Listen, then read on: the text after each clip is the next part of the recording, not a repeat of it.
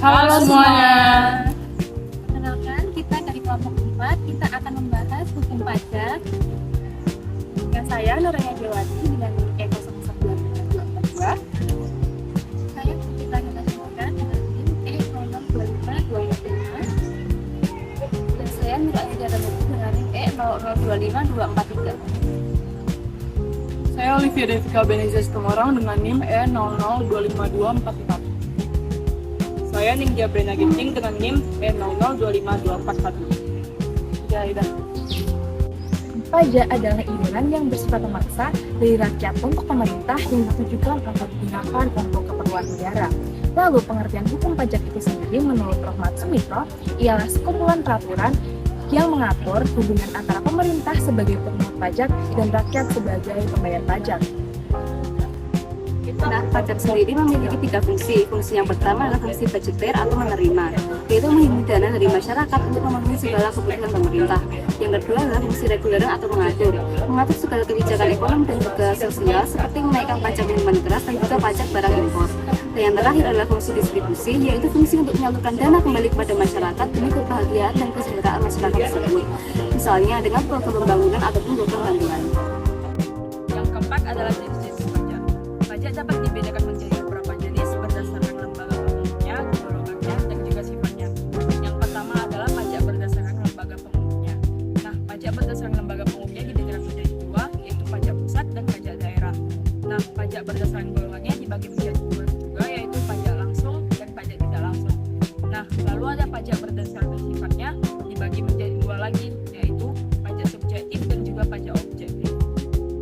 Yang kelima adalah asas-asas pemungutan. Asas-asas pemungutan terdiri dari 7, yaitu yang pertama asas domisili. Asas domisili adalah pajak dikenakan berdasarkan tempat tinggal atau kedudukan wajib pajak, baik dari dalam negeri maupun luar negeri. Yang kedua adalah asas sumber, yaitu pajak dikenakan atas penghasilan yang bersumber dari dalam negeri meski diterima wajib pajak dari luar negeri.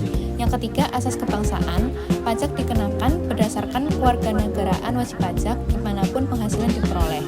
Yang keempat, asas kesamaan dan keadilan, yaitu pemungutan pajak harus adil tanpa diskriminasi.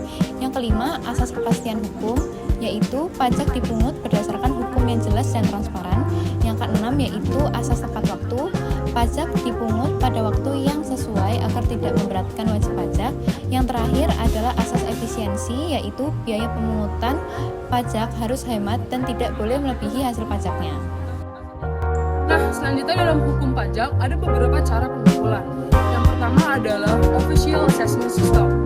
Ciri-cirinya yang pertama adalah yang menentukan besarnya pajak itu adalah pemerintah. Artinya, wajib pajak tidak menghitung sendiri pajaknya. Terus, cara yang kedua ada yang namanya self-assessment system. Nah, apa sih ciri-cirinya? Yang pertama adalah wajib pajak menghitung dan juga melaporkan sendiri pajaknya, lalu membayarkannya kepada kas negara dan melaporkannya melalui surat pemberitahuan atau disebut SPT.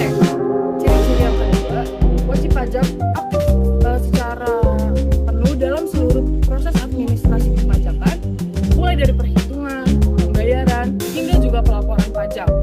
Ciri-ciri yang ketiga adalah Fiskus hanya bertugas untuk mengawasi.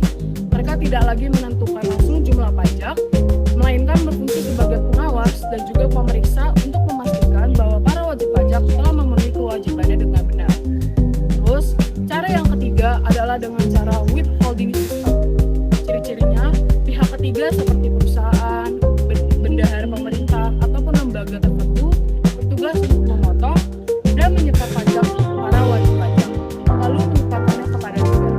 Dan ciri-ciri yang terakhir dari withholding system adalah penentu pajaknya itu adalah pihak ketiga, bukan lagi dari Fiskus ataupun para wajib pajak. Besarnya pajak yang dipotong ditentukan dan dilakukan oleh pihak ketiga yang ditentukan oleh pemerintah, bukan oleh wajib pajak itu sendiri maupun oleh Fiskus secara langsung. Sekian video penjelasan hukum